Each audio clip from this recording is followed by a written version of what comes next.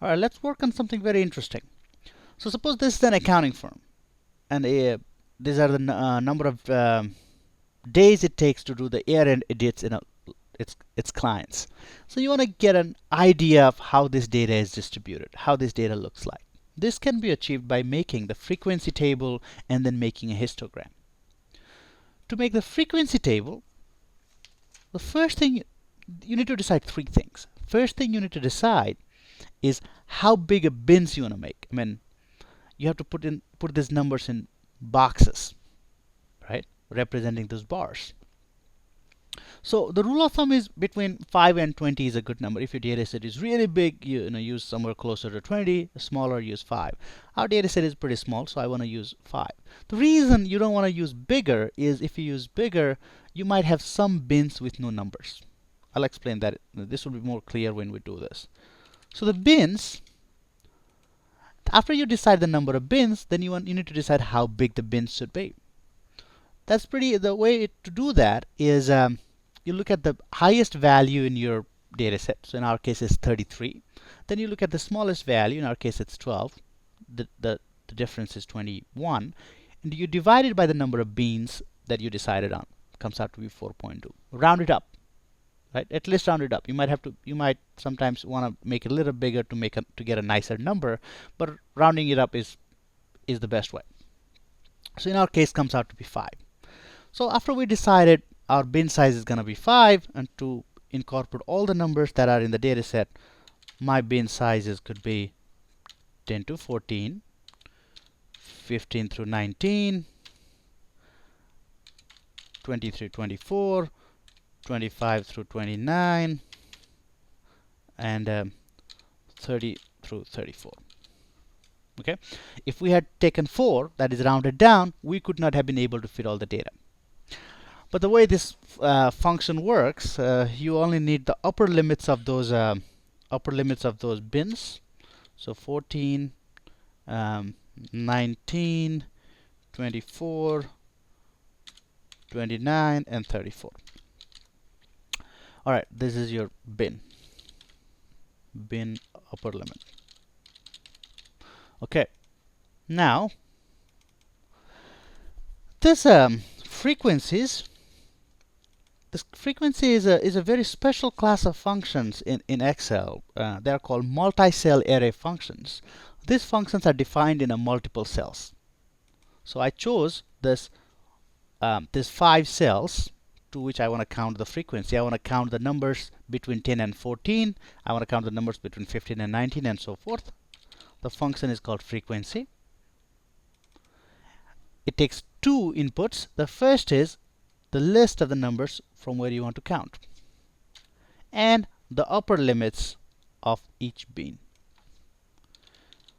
The special thing here is usually after we type the function we write we press enter, but here you want Control Shift Enter. All right, the next step in analyzing this kind of data set is making the histograms. To make the histograms, you have to have a tool add-on called Analysis Toolpack. To get that, you go File, Options, Add-ins, Manage Excel Add-ins, go, and make sure your Analysis Toolpack is clicked. Okay. Now, if you have that clicked in, the way to check it is go to Data, and there should be an option of Analysis, Data Analysis there.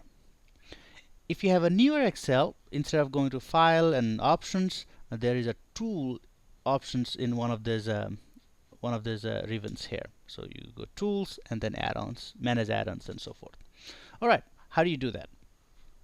To do that, now after you go to Data, Data Analysis, choose Histograms, okay, and then you have an input range, which is this whole data sets, wherever you have your inputs.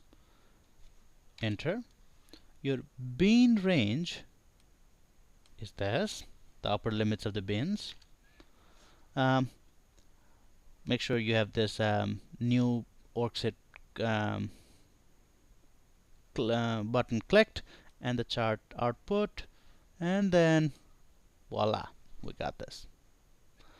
they always have this more option. More means if you have one column of below clicked, it'll do more like this. You can get rid of this if you want to. That means if there was a value outside this range, that would take that would count there. Well, to make it look a little better and something you are more familiar with, do right click in one of the bars, doesn't matter which one, go to I clicked on that. Go to change series style. Oh, sorry. Go to right click in one of this and then format data series. It's not showing me here. Alright, right click and then you get series options. Click the series options here and make this 0. Then it looks like what you're mostly used to, and it looks like a normal distribution with a little bit skewed towards the right, a little bit this extra. If this was not here, or maybe even this two values were not here, it would be a normal distribution. So another thing that is shown in the textbook is to get instead of this 14, if you want to show the range as 14 through 10 through 14, what you would do is just go here and click 10 through 14. Here it's 15 through 19. 15 through 19. Here it is 20 through 24. 25 through 29. 30 through 34, and then it looks like what you see in the textbook, and you can move this or whatever else you need to do. All right.